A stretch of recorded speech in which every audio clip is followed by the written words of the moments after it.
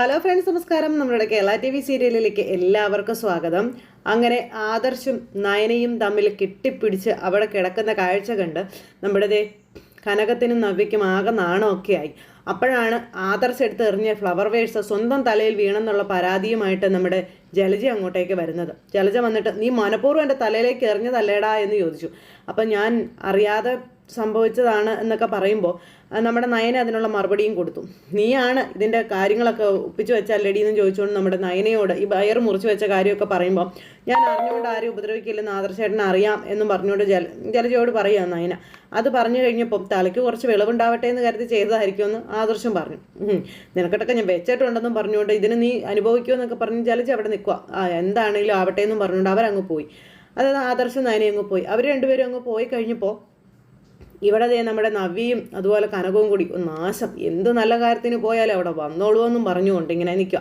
എന്തായാലും സാരമില്ലമ്മേ, ഒരാൾക്കിട്ടുള്ള പണി ഏറ്റില്ലെങ്കിലും അടുത്തടുത്ത് നല്ലൊരു ഇത് കിട്ടിയില്ലേ എന്നിങ്ങനെ മകള് അമ്മയോട് പറയുന്നു. അതെന്താണെന്ന് അമ്മ ചോദിച്ചപ്പോൾ അത് ആദർശം നയനയും ചെന്ന് കെട്ടിപ്പിടിച്ച് വീണതും അതുപോലെ തന്നെ അവർ തമ്മിലുണ്ടായ ആ ഒരു ഇതും ഇതൊക്കെ ഇങ്ങനെ പറയാം. അപ്പോൾ അങ്ങനെ പറയുന്നത് കേട്ട് കഴിഞ്ഞപ്പോഴത്തേക്ക് നമ്മുടെ ആദർശം നയനയും സന്തോഷത്തിലാവും എന്നുള്ള ആ ഒരു ഇതിൽ ഇവർ രണ്ടുപേരും കൂടെ പറഞ്ഞുകൊണ്ട് ഇങ്ങനെ നിൽക്കുന്നു. ഈ സമയത്ത് ജലജ ഇവരെ രണ്ടുപേരെയും കൂടി അങ്ങനെ അങ്ങ് വിട്ടാൽ പറ്റത്തില്ല, രണ്ടുപേരെയും കൂടി ശരിക്കും ഒന്ന് കൈകാര്യം ചെയ്യണം, അല്ലെന്നുണ്ടെങ്കിൽ അവർ രണ്ടുപേരും ഈ വീട്ടിൽ മതിച്ചു വാഴും, അത് പ്രശ്നമാകും. അങ്ങനെയൊക്കെ ചിന്തിച്ചുകൊണ്ട് അങ്ങനെ അവിടെ നിൽക്കുക. അപ്പോൾ അതിനൊന്ന് തടയിടണമെന്നുണ്ടെങ്കിൽ ദേവയാനി വിചാരിച്ചാലേ പറ്റുകയുള്ളൂ ജലജയ്ക്ക് നന്നായിട്ട് അറിയാം. അതുകൊണ്ട് തന്നെ ഈ ജലജ എന്ത് ചെയ്തു, വേഗം വെച്ച് പിടിക്കുക ദേവയാനിയുടെ അടുത്തേക്ക്. അപ്പോൾ ദേവയാനി അവിടെ ഇരിപ്പുണ്ടായിരുന്നു. ദേവയാനി അവിടെ ഇരിക്കുന്ന സമയം ചെന്നിട്ട് ദേവയാനിയോട്, ഒരു ചിത്രം വരച്ചപ്പോഴേക്കും അവളങ്ങോട്ട് വലിയ ആളായെന്നാണ് വിചാരം. ആദർശും അവളും കൂടി എന്തൊക്കെ ഇവിടെ കാട്ടിക്കൂട്ടുന്നത്, അതാണ് ഇതാണ് മറ്റതാണ് മറിച്ചതാണെന്നും പറഞ്ഞുകൊണ്ട് ഇങ്ങനെ പറയുക. എൻ്റെ ഏട്ടത്തിയെ കവച്ച് വയ്ക്കാനും ഏട്ടത്തിയെ തെറ്റിദ്ധരിപ്പിക്കാനും വേണ്ടിയിട്ട്, അല്ലെങ്കിൽ ഏട്ടത്തിയെയും ഏട്ടത്തിയുടെ മകനെയും തമ്മിൽ അകറ്റാനും വേണ്ടിയിട്ടാണ് അവൾ ഈ പരിപാടികളൊക്കെ കാണിക്കുന്നത്. അതിനു വേണ്ടിയിട്ട് അവൾ കാണിക്കുന്നതിലെല്ലാം ഏട്ടത്തെയും അതുപോലെ ആദർശം വീണു പോവുകയാണല്ലോ എന്നൊക്കെ പറഞ്ഞ് അങ്ങനെ ഡയലോഗുകൾ ഇറക്കുമ്പം, നീ എന്താ ഈ പറയണതെന്ന് ചോദിച്ചു. നീ കൂടുതൽ എൻ്റെ മുന്നിൽ നിന്ന് സംസാരിക്കുകയൊന്നും വേണ്ട. നീയും നിൻ്റെ മകനും കൂടെ ചെയ്യുന്നിടത്തോളം കള്ളത്തരമൊന്നും മറ്റാരും ചെയ്യുന്നില്ല. ആദ്യം നീ നിൻ്റെ മകനെ നേർവഴിക്ക് നടത്താനായിട്ട് നോക്കുക, അതിനുശേഷം നീ മറ്റുള്ളവരുടെ കാര്യത്തിൽ തലയിടാൻ ശ്രമിക്കുന്നു പറഞ്ഞുകൊണ്ട് ദേവയാനി ജലജയോട് പറഞ്ഞു. ഇത് കേട്ട് ജലജയ്ക്കാണെന്നുണ്ടെങ്കിൽ ആകെ ഇതായി. പക്ഷേ ജലജ അത് വിട്ടുകൊടുക്കാൻ തയ്യാറാകോ? ഇല്ല. ഞാനും എൻ്റെ മക്കളും ഒക്കെ കൊള്ളില്ലാത്ത ആൾക്കാർ തന്നെയാണ്, നുണ പറയുന്നവരും വഞ്ചന കാണിക്കുന്നവരും ഒക്കെയാണ്. പക്ഷേ ഞാനും എൻ്റെ മക്കളും പോലെ അല്ലല്ലോ ഏട്ടത്തിയുടെ മകനെ വളർത്തിയത്. ആ മകനെ തട്ടിയെടുക്കാനുള്ള കഴിവ് ഇന്നലെ വലിഞ്ഞു കയറി വന്നവൾ കാണിക്കുന്നുണ്ടെങ്കിൽ ഏട്ടത്തിയേക്കാളും മിടുക്ക് അവൾക്ക് തന്നെയാണെന്ന് വേണ്ടേ കരുതാനെന്നൊക്കെ ചോദിച്ചുകൊണ്ട് ജലജ ഇങ്ങനെ പറയണം. എന്തായാലും ഞാൻ പറയാനുള്ളത് പറഞ്ഞു, ഇനിയിപ്പം തള്ളുകയോ കൊള്ളുകയോ എന്താണെന്ന് വെച്ചാൽ ഏട്ടത്തിക്ക് ചെയ്യാമെന്ന് പറഞ്ഞ് ജലജ അവിടുന്ന് പോവാം. ദേവയാനി ഇങ്ങനെ ആകെ തലയ്ക്ക് വട്ടുപിടിച്ച് ഇങ്ങനെ അവിടെ നിൽക്കുക കേട്ടോ, എന്താ ഇനിയിപ്പോൾ ചെയ്യേണ്ടതെന്ന് ഓർത്തിട്ട്. കാരണം ദേവയാനിക്ക് മനസ്സിലായി മകൻ കൈവിട്ട് പോയെന്ന്. ഈ ഒരു ചിത്രം കൂടി നയനമോള് വരച്ചതാണെന്ന് അറിഞ്ഞു കഴിഞ്ഞപ്പോഴേക്കും ഭയങ്കരമായിട്ടുള്ള ആ ഒരു ഇത് വീട്ടിലെല്ലാവർക്കും കൂടിയല്ലോ. കാരണം നയനയെ ശരിക്കും മഹാറാണി എന്നുള്ള രീതിയിൽ തന്നെ അവിടെ വാഴിക്കുന്ന ആ ഒരു ഇതാണ് കാണിച്ചത്. ആ സമയം മുത്തശ്ശനും അതുപോലെ മുത്തശ്ശിയും ഒക്കെ എല്ലാവരും നയനയെ നെഞ്ചോട് ചേർക്കുന്നുണ്ടെന്നുള്ള കാര്യം ദേവയാനിക്ക് അറിയാം. ദേവയാനി എന്നിട്ട് അതിലെ പോയ മകനെ പിടിച്ചു നിർത്തിയിട്ട് മകനോട് ഈ ചിത്രത്തിൻ്റെ കാര്യം, അതായത് ഈ ആഭരണങ്ങളുടെ കാര്യങ്ങളും ഇതൊക്കെ ഇങ്ങനെ ചോദിക്കുവാണ്. അങ്ങനെ അതെല്ലാം ചോദിച്ചു കഴിഞ്ഞ് നയനയുടെ കാര്യങ്ങളും പറഞ്ഞു. അവളൊരു ചിത്രം വരച്ചെന്നും പറഞ്ഞു, അല്ലെങ്കിൽ ഒരു ഓർഡർ പിടിച്ചു തന്നുവെന്നും പറഞ്ഞുകൊണ്ട് അവളെ പെട്ടെന്നൊന്നും അംഗീകരിക്കാൻ എന്നെക്കൊണ്ട് കഴിയില്ല എന്ന് നമ്മുടെ ദേവയാനി മകനോട് പറയുന്നു. അമ്മേ, അവൾ കാരണം ഇന്ന് നമുക്കുണ്ടായ ലാഭം എത്രയാണെന്ന് അമ്മയ്ക്ക് അറിയാമോ എന്നിങ്ങനെ ചോദിച്ചപ്പം, എത്ര കോടികളുടെ ലാഭം ഉണ്ടായാലും എൻ്റെ മനസ്സിൽ അവൾ മരുമകളായി വാഴില്ല, അവളെ ഞാൻ വാഴിക്കില്ല എന്ന് പറഞ്ഞു. അമ്മേ, ഞാനൊരു കാര്യം പറയാം. ഞാൻ ചെറുപ്പകാലം മുതലേ എൻ്റെ മുന്നിൽ കണ്ടുവരുന്നത് നിങ്ങളെ എല്ലാവരെയുമാണ്. പക്ഷേ അച്ഛനെയോ അമ്മയെയോ ഒന്നും അല്ല ഞാൻ ജീവിതത്തിൽ അനുകരിക്കാൻ ശ്രമിച്ചിട്ടുള്ളത്, മുത്തശ്ശനെയും മുത്തശ്ശിയെയുമാണ്.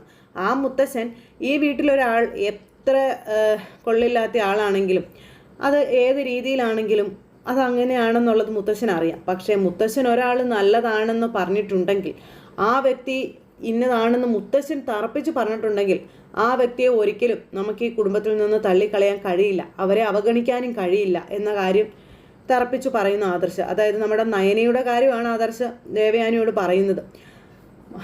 അച്ഛൻ അവളെ അംഗീകരിച്ചോട്ടെ, നെഞ്ചോട് ചേർത്ത് പിടിച്ചോട്ടെ, പക്ഷേ അങ്ങനെ നീ തീരുമാനം എടുത്തത് കൊണ്ട് അച്ഛൻ ജീവനോടെ ഉള്ളിടത്തോളം കാലം ആ വ്യക്തി ഈ വീട്ടിലുണ്ടാകും. അതിനുശേഷം അവളുടെ ജീവിതം എന്താകുമെന്ന് ഞാൻ ചിലതൊക്കെ കണക്ക് കൂട്ടി വെച്ചിട്ടുണ്ട്, അതനുസരിച്ചേ നടക്കുകയുള്ളൂ എന്ന് പറഞ്ഞു. അപ്പോൾ നയനയെ ഇങ്ങനെ കുറ്റം പറയുന്ന ദേവയാനിക്ക് മുന്നിൽ നമ്മുടെ ആദർശ് വന്ന് നയനയോടുള്ള തൻ്റെ ഇഷ്ടം, തൻ്റെ ഭാര്യയോടുള്ള ഇഷ്ടം അത് തുറന്നു പറഞ്ഞ് നമ്മുടെ നയനയെ ചേർത്ത് പിടിക്കുക. അവിടെയും ദേവയാനി തോറ്റു തുന്നം പാടി. അപ്പോൾ അതിൽ നിന്ന് വിജയിക്കാൻ വേണ്ടിയിട്ടാണ് ദേവയാനി ഇങ്ങനെ കുറേ ഡയലോഗുകളും കാര്യങ്ങളും ഒക്കെ ഇറക്കുന്നത്. എന്തായാലും ദേവയാനിക്ക് അറിയാം മകൻ ഒരിക്കലും നയനയെ ഉപേക്ഷിക്കില്ല എന്നുള്ളത്. ദേവയാനി തലയും കുത്തി കിടന്ന് മറിഞ്ഞ് ശ്രമിച്ചാലും അതുണ്ടാവുകയില്ല എന്നുള്ളതും ദേവയാനിക്ക് അറിയാം. അങ്ങനെ അമ്മ മകൻ്റെ മുഖത്ത് നോക്കി വെല്ലുവിളിക്കുന്നു, നിന്റെ ജീവിതത്തിൽ നയന ഉണ്ടാവില്ലെന്ന്, മകനാണെങ്കിൽ നയനയെ ഇവിടെ നിന്ന് വിടില്ലെന്നും. അങ്ങനെ ആ ഒരു സംസാരം കഴിഞ്ഞിട്ട് നമ്മുടെ ആദർശ് അങ്ങ് പോയി. ആദർശിനും വിഷമമുണ്ട് അമ്മ ഈ പറയുന്നതിൽ. ദേവയാനി എന്നിട്ട് ഇങ്ങനെ തലയ്ക്ക് ഭ്രാന്ത് പിടിച്ചിങ്ങനെ ചിന്തിച്ചുകൊണ്ട് നിൽക്കുക. ഇനിയിപ്പോൾ അവൾ ഇവിടെ നിന്ന് പോയില്ലെന്നുണ്ടെങ്കിൽ തൻ്റെ മകനെ തനിക്ക് നഷ്ടപ്പെടും എന്നുള്ള ഒരു ഇതിൽ അങ്ങനെ രണ്ടും കെട്ട രീതിയിൽ ചിന്തിച്ചുകൊണ്ട് ദേവയാനി അവിടെ നിൽക്കുന്നു. ഇതേ സമയത്താണെന്നുണ്ടെങ്കിൽ പിന്നെ കാണിക്കുന്നതെന്ന് പറഞ്ഞു കഴിഞ്ഞിട്ടുണ്ടെങ്കിൽ നമ്മുടെ നയന ഇങ്ങനെ റൂമിൽ എന്തൊക്കെയോ ചെയ്തുകൊണ്ടിരിക്കുന്ന സമയത്താണ് ആദർശ് അങ്ങോട്ടേക്ക് വരുന്നത്. അപ്പോൾ ആദർശ് ഓഫീസിൽ പോകാൻ വേണ്ടി റെഡിയായിട്ട് നിൽക്കുമായിരുന്നു. ആ സമയത്ത് എല്ലാ കാര്യങ്ങളും എടുത്തൊക്കെ കൊടുത്ത് നമ്മുടെ നയന എല്ലാം റെഡിയാക്കുന്നത്. അത് കഴിഞ്ഞപ്പോഴത്തേക്കും ആദർശ് നയനയ്ക്ക് അടുത്തേക്ക് വന്നിട്ട് നീ എന്തെടുക്കുകയാണെന്ന് ചോദിച്ചു. അത് പിന്നെ ഞാനിവിടെ ഓരോന്നൊക്കെ ചെയ്യാനെന്ന് ആദർശേട്ടൻ അറിയില്ലേ എന്നിങ്ങനെ ചോദിച്ചപ്പോൾ അത് പിന്നെ എനിക്ക് നിന്നോട് കാര്യം പറയാനുണ്ട്. എന്താ, എന്നോട് ദേഷ്യമാണെന്നാണോ പറയാനെന്ന് ചോദിച്ചു. അല്ല, നീ കാരണം നമ്മുടെ കമ്പനിക്ക് കോടികളുടെ ബിസിനസ്സാണ് ഇത്തവണ കിട്ടിയിരിക്കുന്നത്, അതും ആ അമേരിക്കൻ കമ്പനിയുടെ.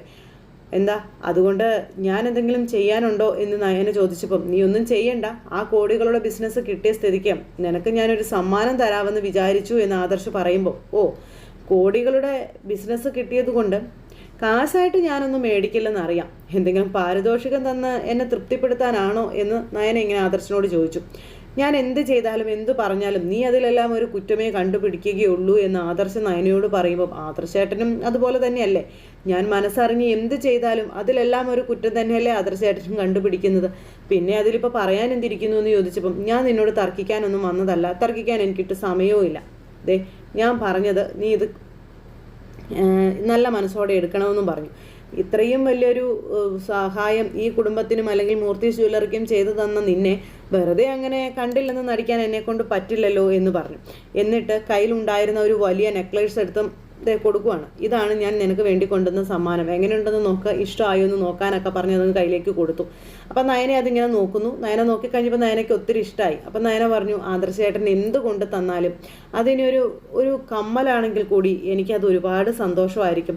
ആദർശേട്ടൻ ഇഷ്ടത്തോടെ സന്തോഷത്തോടെ കൊണ്ടു തരുന്നതല്ലേ, അത് രണ്ട് കൈയും നീട്ടി ഞാൻ സ്വീകരിക്കുമെന്നൊക്കെ പറഞ്ഞു. അതൊക്കെ കേട്ടപ്പോൾ ആദർശ് ഇങ്ങനെ വലിയ ഡയലോഗുകളൊന്നും നീ ഇറക്കണ്ട അതൊക്കെ പറഞ്ഞു. അങ്ങനെ അപ്പം ഞാൻ ഡയലോഗ് ഇറക്കിയതൊന്നും അല്ല, ഞാൻ എന്ത് പറഞ്ഞാലും ആദർശേട്ടൻ എന്നെ മനസ്സിലാക്കില്ലെന്ന് എനിക്ക് നന്നായിട്ട് അറിയാം, പക്ഷേ എൻ്റെ ഉള്ളിലെ ആ ഒരു ഇത് ആദർശേട്ടന് മനസ്സിലാവില്ല എന്നും എനിക്കറിയാമെന്നും പറഞ്ഞുകൊണ്ട് നമ്മുടെ നയന ആ മാല എടുത്ത് കഴുത്തേലേക്ക് വെക്കുന്നു. അപ്പം നയന അത് മാല കഴുത്തേലേക്ക് വെച്ച് കഴിഞ്ഞപ്പോൾ ആദർശ് അതിൻ്റെ പുറകിൽ ചെന്ന് നിന്ന് കൊളുത്തിട്ട് കൊടുക്കും ആ മാലയ്ക്ക്.